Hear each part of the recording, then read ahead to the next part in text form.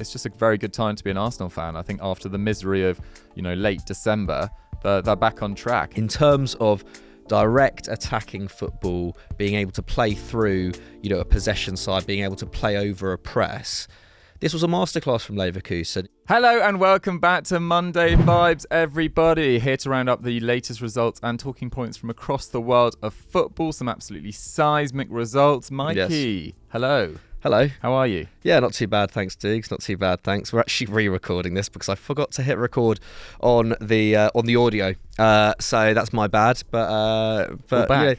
We're back. We're back, and we're very well rehearsed. Yeah. Hopefully, it's going to be an even better episode. Yeah, I reckon so. How about yourself, Diggs? This is your last Football Daily show for a little while. Yes. Yeah. So I'm off from Wednesday till the early March, getting married and then going on honeymoon. So I'll leave you in the capable hands of Mikey and some other Sky content creators, maybe some special guests as well, who knows. But yes, I will be back in early March, but looking forward to the wedding, looking forward to the honeymoon. Cannot wait. But let's get into what went down this weekend. Aside from Sunderland winning, which was an excellent result for us, let's talk about the biggest games, though.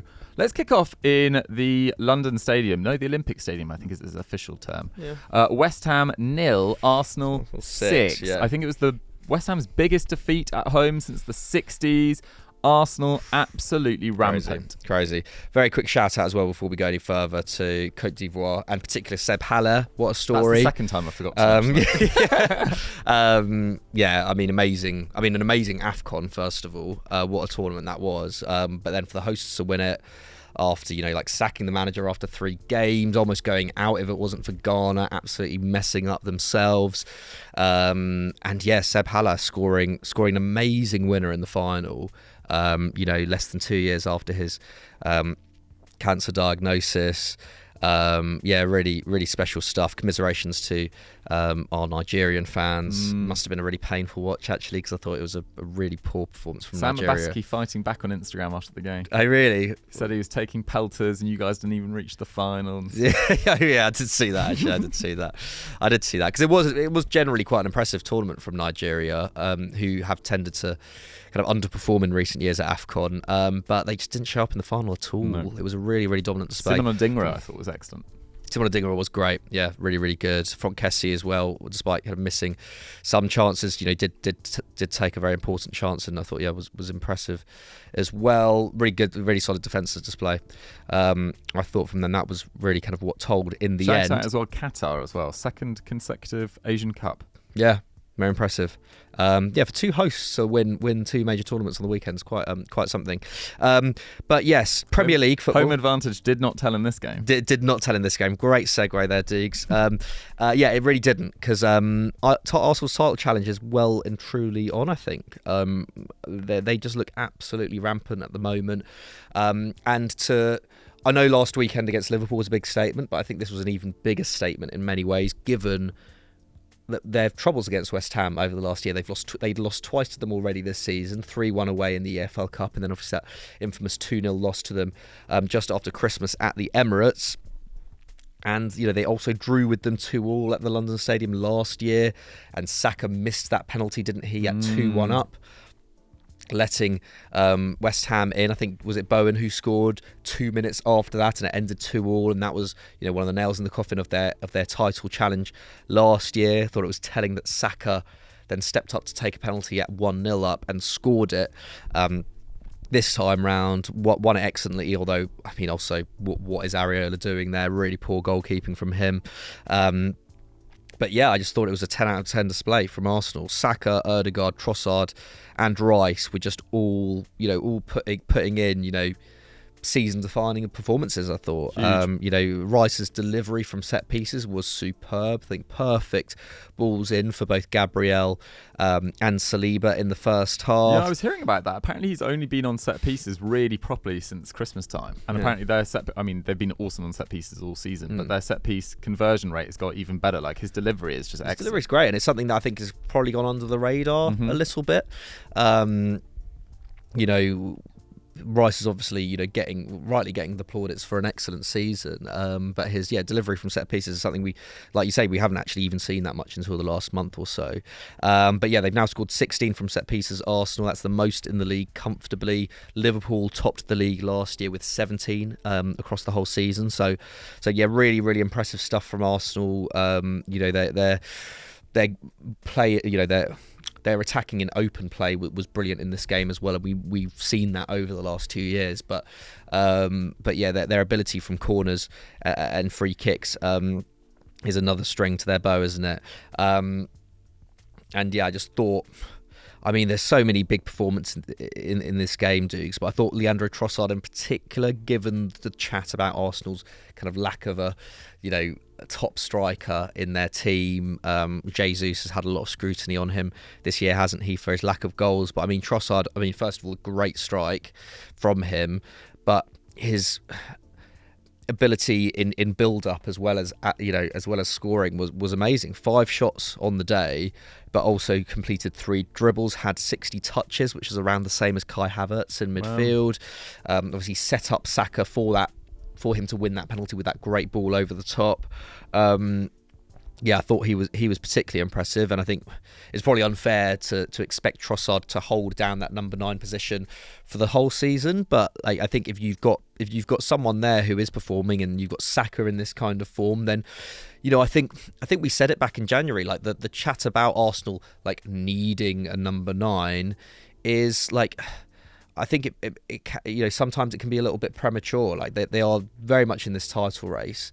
And yes, I guess the disadvantage that you have with not having like a 15-20 goal a season striker is that it does put pressure on Saka, and it does put pressure on Martinelli to provide, to compensate for that. And when they weren't on form, which we saw in kind of around December time, that is a problem. But at the moment, they're bang in form, and that chat has kind of very quickly disappeared. Dukes, is there anyone who particularly impressed you? I think you're right to call out Trossard. I think calling out is the wrong sort of phrase. Praise Trossard because since his really arrival from Brighton, under the radar this time last year, sort of January time. They wanted Mykhailo Mudryk. I think they'll be absolutely delighted that they didn't get Mykhailo Mudryk, and instead they went for someone £60 million cheaper in Trossard. I think he was excellent in the back half of last year as well. Slightly quieter start to this year, but I think he's such an intelligent footballer. You can play him in pretty much any position. He's a bit like someone we're going to get on to in Scott McTominay, that his level never seems to drop particularly far. He always seems ready to come on and make an impact. And he seems like a great professional as well. And I thought he was absolutely excellent. I think just the physical size of Arsenal's backline when they have Kivior at left back as well, you're just not going to win that many physical battles against them. And West Ham, when they did get hold of the ball eventually, just lacked a real outlet. And I think the decision to let go of Fornals and Ben Rama in January and then end up playing Ben Johnson as a right winger, we've rightly complimented a lot of their business from last summer, but I feel like they've regressed since the January market, which is a big shame. And I thought some of their defending was really pretty atrocious, to be honest. Zuma and Aged not communicating well. Johnson playing on, I think, Gabriel for one of the goals. Mavropanos being turned far too easily by Bukayo Saka as well. You just know that he's wanting to get on his left foot there. So show him down the line. Yeah, West Ham were all at sea, and it was a really troubling performance from them. Having played really pretty well last week against Man United, and were really unfortunate to lose 3-0. It was a scoreline that massively flattered them. This was a really tragic performance, and I wasn't surprised to see so many West Ham fans heading for the exit doors pretty early on here. But yeah, huge props to Arsenal. It was pretty much the perfect result for them. No major injuries, huge swing and goal difference as well. Yeah. And just momentum seems to be really with them. Huge amount of goals. 5 against Crystal Palace, 3 against Liverpool, 3 against Liverpool, a couple against Nottingham Forest, and 6 here at West Ham. And we've criticised them rightly, I think, all season for not scoring enough goals. But they've, cut the gap in terms of goals scored considerably to Liverpool and Man City. And if they keep going at this rate, they're going to be in it to the end, I think, which is really, really exciting for any neutral. A 3-way title race. I think when was the last one in 13-14 with Liverpool, Chelsea, Man City maybe. But yeah, huge performance from Arsenal, and they've got Burnley away. Is it this weekend or Burnley this weekend? And then Burnley FC away. Porto next week in the Champions League. They'll be hugely confident going into that Champions League tie as well. It's just a very good time to be an Arsenal fan. I think after the misery of late December, they're back on track, and it's great to see. Let's move on to Aston Villa 1, Man United 2, though. Yeah. It's definitely not as one-sided. This was a really even game, but a huge result for Man United, McCubs. Cuts the gap to 4th, cuts the gap to 5th. Particularly cuts the gap to Villa, I should say.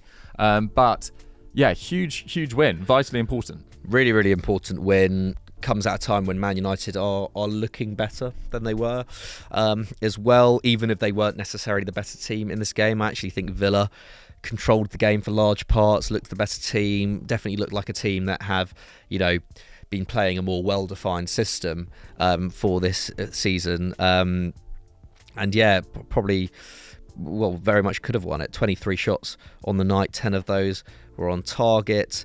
So United are far from perfect at the moment. You talk about Scott McTominay there. Just to put it out there, like Scott McTominay is nowhere near the technical level of Leandro Trossard, I don't think, but is big impact though. Big impact for United this season. He's really stepped up. I think I was saying it half jokingly in the chat, but maybe the most clutch player in the Premier League. And I was kind of half joking, but actually he probably has been this season. I mean those 2 goals against Brentford back in September, October in stoppage time, scored a brace against Chelsea as well in a game against Sheffield United. Big goal against Sheffield United too. Yes, he has really come in clutch for Erik ten Hag at points this term, and given that Ten Hag is often, sometimes his substitutions have been called into question, or just the quality of the bench for United hasn't been so good at many points this season. Being able to call on Scott McTominay has been a big one for him, and actually, it was quite a ballsy decision to bring him on, because I thought Marcus Rashford, especially in the first half, had a really good game, and to take off someone who has the ability that Marcus Rashford has, can always backfire. And I think the kind of commentary of the game, they were kind of talking about, well, maybe that's a sign that Ten Hag kind of just wants to hold on to this 1-1 scoreline and just wants to regain a little bit of control in the midfield. It turns out that it ended up winning the game for United. Don't count him out when Scotty McSauce is on.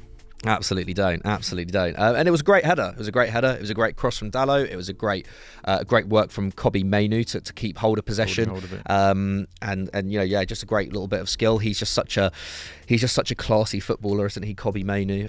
Really excited to see how he develops between now and the end of the season, because he is very much first choice in that midfield now. Got to say, as an England fan, I'm excited as well. Do you think this is a bit premature though, like talking about him? I don't know whether it is. Talk about in terms of like a Euros spot. No, I don't think it is at all. I mean, you look at the other competition for sort of the more box-to-box roles, or those more defensively minded midfielders. In terms of attacking midfield quality, Palmer, Maddison, Foden, Bellingham, so much quality there.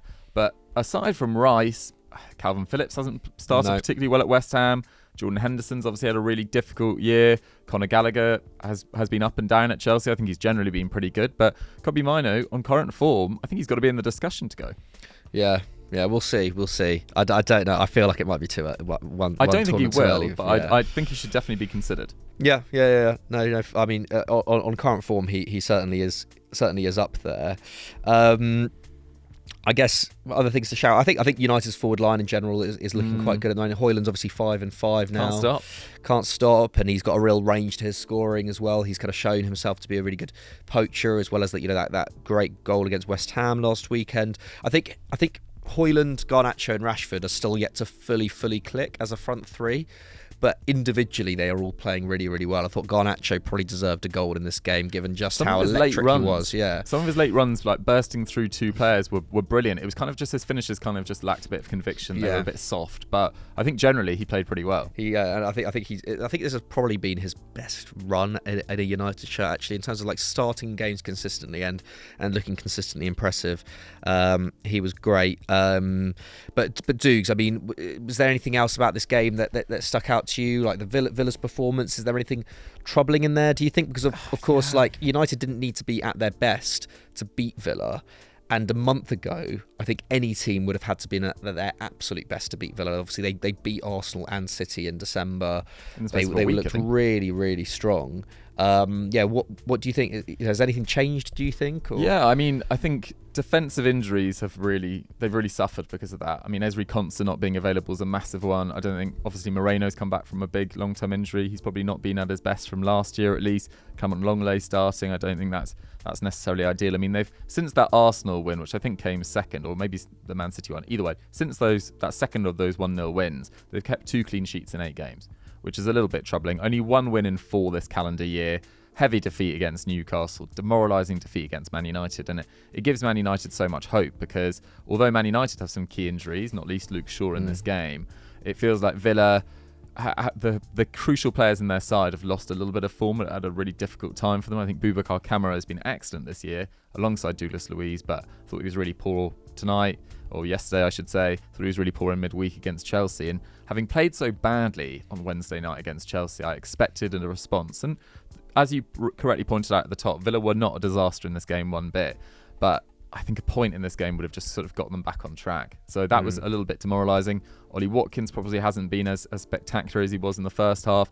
There was a really good opportunity here where the ball breaks to him and he kind of gets it on target. I think he's just focusing on that and it just goes straight at Onana, who actually I think quietly needs a lot more praise, because yes, it was a disastrous Champions League campaign. You can't cover that up whatsoever. I think it was one of the worst goalkeeping campaigns I can remember in the Champions League, to be totally honest. But since that first month of the season, I think Onana's been really, really solid in the Premier League. I think he's 3rd for save percentage. I think he's 2nd for clean sheets, only topped by Jordan Pickford. So huge respect to him. Given the amount of flack he took early on in this season, which was deserved at the time, he has turned it around and more. Man United now play Luton away, and then they've got Fulham at home in their next 2. Villa, meanwhile, travel to Fulham at 6 p.m? At 3 p.m. on Saturday. 6 p.m. on Saturday would be a weird time for a kickoff. Very strange. But Fulham do not write them off at home. They've won 5 of their last 7 at Craven Cottage. So that's going to be a difficult game for Villa, who are looking to get back on track and get their top 4 chances back on the road. On the road? Back on the road. Back on a roll. Right, let's move on to some big results in Europe to wrap up the show. Huge result for Real Madrid, which we'll talk about in due course. But the big one, the result of the weekend, without a doubt, Bayern Leverkusen 3, Bayern Munich 0. Bayern Munich got steamrolled, McCubs. Absolutely steamrolled.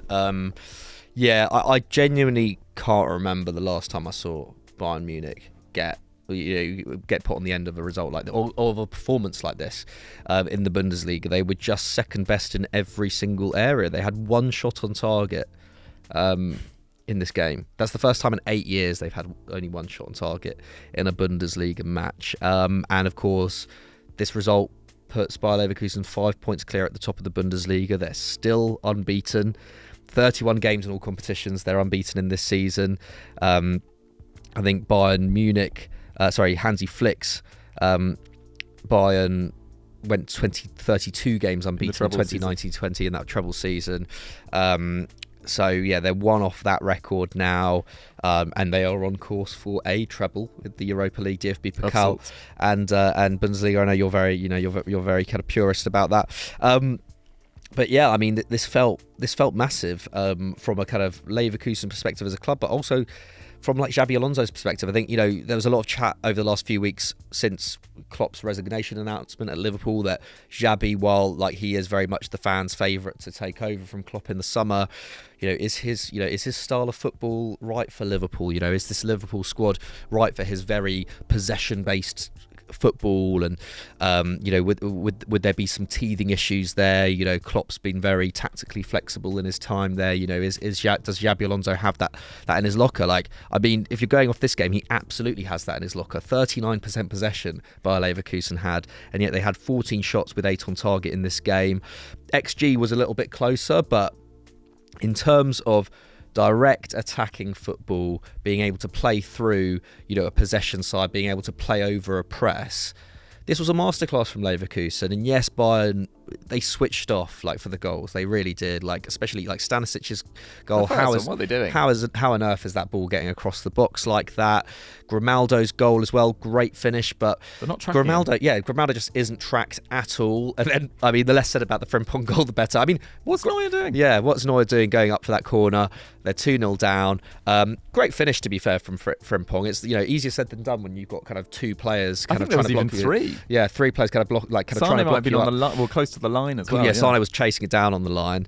But you can't not credit Leverkusen for putting in a display like that against a team that has, been so dominant in the Bundesliga over the last 10 years. Like psychologically, at least psychologically, playing Bayern in a title race you're always going to be at a bit of a disadvantage in that sense, just because you know the history with Bayern, and that Bayern team still has, the likes of Thomas Müller, the likes of, Joshua Kimmich he was on the bench. He came on the bench, but you still have those big players. Manuel Neuer, of course, who generally I think has been pretty good since coming back from injury, to be fair to him.